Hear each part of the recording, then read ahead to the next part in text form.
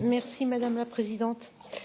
Les victimes d'infractions sont nombreuses dans l'Union européenne et, comme le dit le rapport, de plus en plus voyagent, étudient, vivent à l'étranger, migrent, y compris à l'intérieur de l'Union européenne.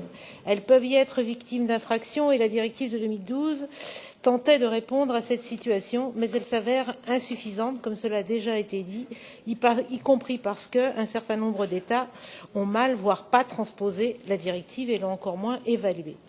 Personnellement, je soutiens ce que dit notamment Madame Jiménez en ce qui concerne les victimes du terrorisme, parce qu'effectivement, les victimes des attentats, nombreuses sont les victimes des attentats en France qui n'ont toujours pas été indemnisées.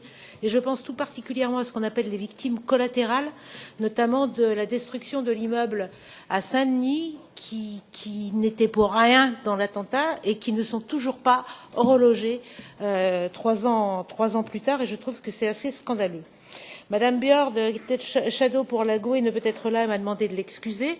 Elle m'a demandé de remercier tout particulièrement les rapporteurs pour leur travail dont elle salue l'extraordinaire qualité. Des questions importantes ont été soulignées concernant les droits des victimes et la mise en œuvre de la directive. Dans ces amendements, Madame Björk s'est concentrée sur la violence sexiste et les crimes contre les migrants et les personnes LGBTI, et notamment les crimes de haine. Elle y souligne le besoin des services de soutien plus spécifiques, tels que des refuges, des lignes téléphoniques d'assistance au niveau national, facilement accessibles pour les victimes, notamment pour les victimes de violences sexistes.